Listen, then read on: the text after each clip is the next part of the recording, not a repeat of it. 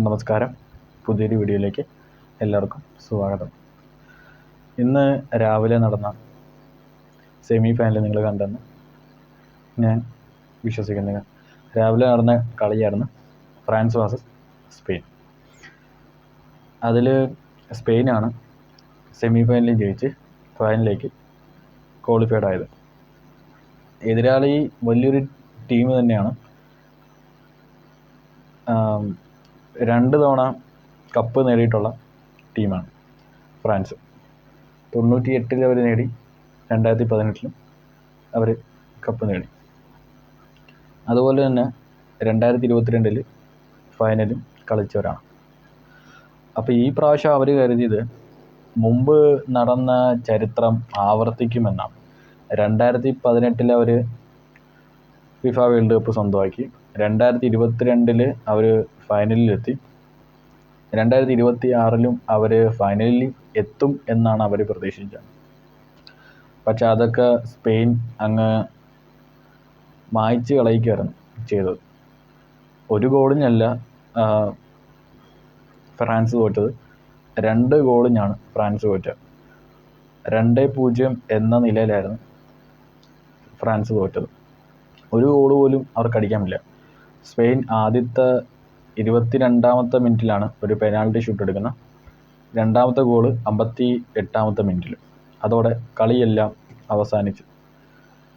എല്ലാവരും കരുതിയത് ഫ്രാൻസേ ജയിക്കത്തുള്ളായിരിക്കും. ചിലപ്പം 3-2 എന്നൊക്കെ നിലയിലൊക്കെ ഫ്രാൻസ് ജയിക്കും എന്ന് കരുതിയവരുണ്ടായിരുന്നു. പക്ഷെ അതൊന്നും ഇവിടെ സംഭവിച്ചില്ല. എംബാപ്പയ്ക്ക് പോലും, എംബാപ്പയെ പറ്റി നിങ്ങൾക്ക് അറിയാവുന്നതാണ് എംബാപ്പയുടെ കളിയല്ല. എംബാപ്പ എത്ര സ്പീഡിലാണ് ബോളും കൊണ്ട് ഓടുന്നത് നമുക്ക് അറിയാം.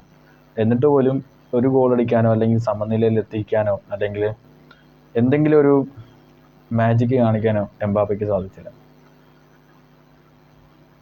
ഇപ്പോൾ ഒരുപാട് അതിശക്തരായിട്ടുള്ള ടീമുകൾ എല്ലാം പരാജയപ്പെട്ടു, എല്ലാം പോയി. ഇപ്പോൾ ബ്രസീൽ സെമി ഫൈനൽ പോലും കാണാതെ പോയി, ക്വാർട്ടർ ഫൈനൽ കാണാതെ പോയി. അതുപോലെ തന്നെ പോർച്ചുഗൽസ് പോയി. ഇപ്പം ഫ്രാൻസും പോയി. ബ്രസീലിനെ തോൽപ്പിച്ച് നോർവേ പുതിയൊരു ചരിത്രം എഴുതി. അതുപോലെ തന്നെ പോർച്ചുഗൽസിനെ തോൽപ്പിച്ച് സ്പെയിനും ചരിത്രം എഴുതി. സ്പെയിൻ പിന്നെ നല്ലൊരു ടീമാണ്. പക്ഷെ ആലപ്പുഴയിലൊക്കെ സ്പെയിനിന് അത്രയും ഫാൻസ് ഉണ്ടോ എന്ന് എനിക്കറിയത്തില്ല. പൊതുവെ കാണുന്നതും അർജൻറ്റീനയുടെയും പോർച്ചുഗൽസിൻ്റെയും അതുപോലെ ബ്രസീലിൻ്റെയും ഫ്രാൻസിൻ്റെയൊക്കെയാണ്. ഇപ്പോൾ ഈ ബ്രസീലും പോർച്ചുഗൽസൊക്കെ പോയപ്പോൾ എല്ലാവർക്കും ഏറ്റവും എതിരാളി എന്ന് പറഞ്ഞാൽ ശത്രു എന്ന് പറഞ്ഞാൽ അർജൻറ്റീനയാണ്. ഈ ബ്രസീലിൻ്റെയും പോർച്ചുഗൽസിൻ്റെയും എല്ലാവരുടെയും ശത്രു അർജൻറ്റീന, മെസ്സിയൊക്കെയാണ്. അപ്പോൾ ഇവരുടെ ടീം പോയി. അപ്പോൾ ഈ അർജൻറ്റീനയ്ക്കെതിരെ വരുന്ന ടീമുകൾ ഇവരങ്ങ് ഏറ്റെടുക്കുകയാണ്. ഈ ബ്രസീൽ ഫാൻസ്, പോർച്ചുഗൽ ഫാൻസ് അവരെ സപ്പോർട്ട് ചെയ്യണം. അവർ സപ്പോർട്ട് ചെയ്യുന്ന അനുസരിച്ച് അവരാ കളി തോറ്റുകൊണ്ടിരിക്കുകയാണ്. കഴിഞ്ഞ ക്വാർട്ടർ ഫൈനലിൽ ഈജിപ്റ്റുമായിട്ടുള്ള കളി നമ്മൾ കണ്ടതാണ്. അവസാന നിമിഷത്തിലാണ് അർജൻറ്റീന കയറി 3 ഗോൾ അടിച്ചത്.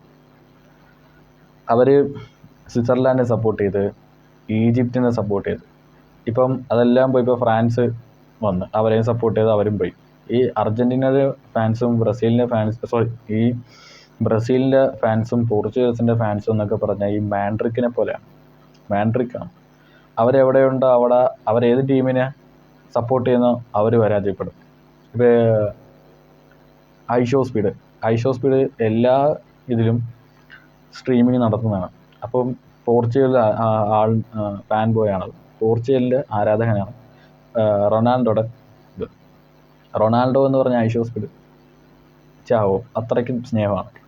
അപ്പം പോർച്ചുഗൽസ് പുറത്തായി, ബ്രസീൽ പുറത്തായി, പിന്നെ വേറെ ടീമിൻ്റെയൊക്കെ ജേഴ്സിയൊക്കെ ഇട്ട് അവസാനം അർജൻറ്റീന ജേഴ്സി വരെ ഇട്ട് കളിയാണ്. കാരണം ഐഷോ സ്പീഡ് സപ്പോർട്ട് ചെയ്യുന്ന ടീം എല്ലാം പൊട്ടി, എല്ലാം പരാജയപ്പെട്ടു. ഇനിയിപ്പം നാളെ അർജൻറ്റീനയും ഇംഗ്ലണ്ടും തമ്മിലുള്ള കളിയാണ്. ഇനിയിപ്പോൾ പോർച്ചുഗൽ ഫാൻസും ബ്രസീൽ ഫാൻസും ഫ്രാൻസിൻ്റെ ഫാൻസും എല്ലാം കൂടി ഇനി ഇംഗ്ലണ്ടിനെ സപ്പോർട്ട് ചെയ്യാൻ ചെല്ലും. അങ്ങനെ അവരും പരാജയപ്പെടും. പിന്നെ ജൂലൈ 20 നടക്കുന്ന ഫൈനലിൽ അർജൻറ്റീനയും സ്പെയിനും ആയിരിക്കും. ഇനി എല്ലാവരും കൂടെ അവസാനം സ്പെയിനിനെ സപ്പോർട്ട് ചെയ്യും. ഇതാണ് പൊതുവെ സംഭവിച്ചുകൊണ്ടിരിക്കുന്നത്.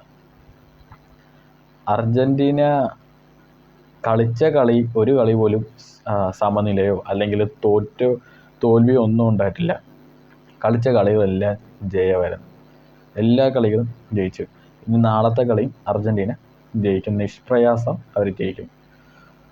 ഇംഗ്ലണ്ടിൻ്റെ ടീമിനെ പറ്റി എനിക്ക് അധികം ഇതറിയത്തില്ല, അവരുടെ പ്ലെയേഴ്സിൻ്റെ ഇതൊന്നും എനിക്കറിയത്തില്ല. പൊതുവെ അറിയാവുന്നത് അർജൻറ്റീനയുടെ, ബ്രസീലിൻ്റെ, ഫ്രാൻസിൻ്റെയും പോർച്ചുഗൽസിൻ്റെ ഒക്കെയാണ്. ഇംഗ്ലണ്ടിനെ പറ്റി അത്രയും ധാരണയില്ല.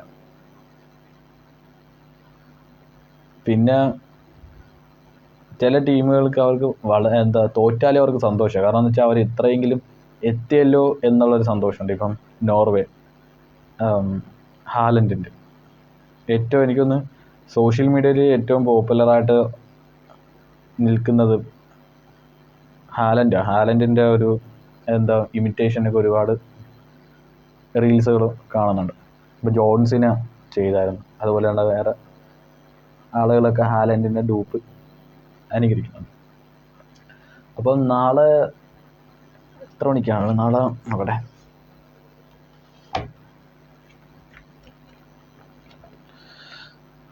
നാളെ വെളുപ്പിനെ 12:30 ഇംഗ്ലണ്ടും അർജൻറ്റീനയും. എത്ര വരെ പോകാൻ സാധ്യത കാണും? ചിലപ്പം 1-2 ആയിരിക്കും കളി നിൽക്കുന്നത്. അല്ലെങ്കിൽ ഈജിപ്തിൻ്റെ ഇതുപോലെ തന്നെ ഒരു അവസാന നിമിഷത്തിൽ കളി തോക്കും എന്ന് കരുതിയിരിക്കുന്ന സമയത്ത് അർജൻറ്റീന കയറി വരും. അങ്ങനെയാണ് പൊതുവേ സംഭവിക്കുന്നത് പല കളികളിലും. അപ്പം എനിക്ക് തോന്നുന്നു ഒന്നെങ്കിൽ 1-2 അർജൻറ്റീന ജയിക്കാം, അല്ലെങ്കിൽ മറ്റേതുപോലെ 3-2 എന്ന രീതിയിൽ അത് ഒരു ഇഞ്ചുറി ടൈമൊക്കെ എക്സ്ട്രാ ടൈമൊക്കെ കൊടുത്തിട്ടുള്ള ഇതായിരിക്കും. എന്തായാലും അർജൻറ്റീന തന്നെയാണ് നാളെ ജയിക്കാൻ പോകുന്നത്, അതിന് യാതൊരു സംശയം വെക്കേണ്ടതില്ല. പിന്നെ ഒന്നും പറയാനില്ല. ഇപ്പം വേൾഡ് കപ്പിൻ്റെ ആ ഒരു ഇത് കഴിയാൻ പോവാണ്. കാരണം വളരെ പെട്ടെന്നാണ് ഇത് കഴിഞ്ഞത്.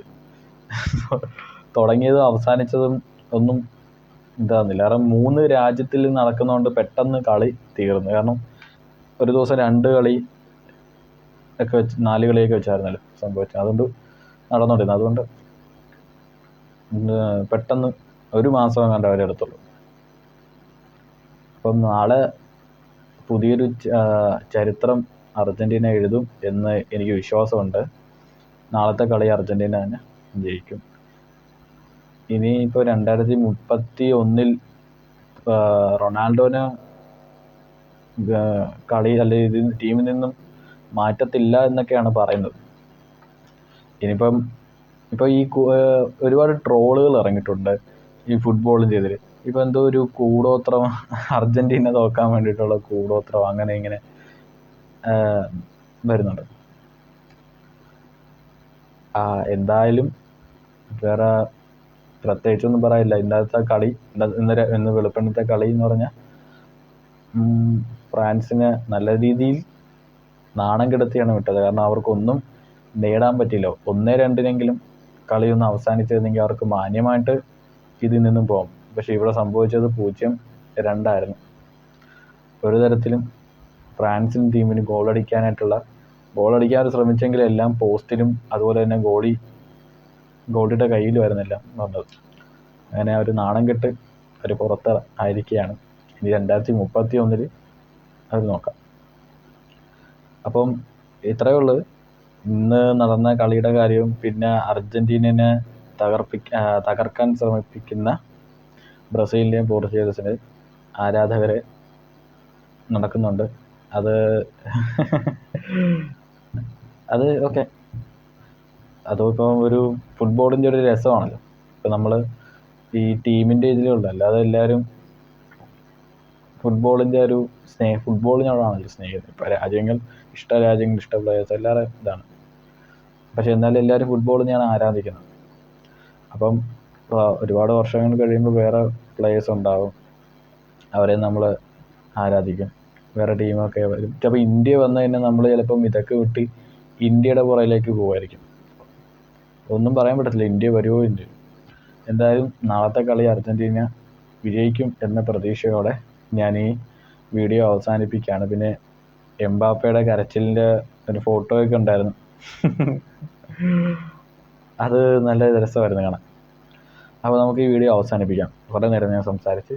അപ്പോൾ നമുക്ക് നാളത്തെ കളി കഴിഞ്ഞിട്ട് നമുക്ക് വീഡിയോ ആയിട്ട് വരാം. അപ്പം അതുവരെയും ബായ്.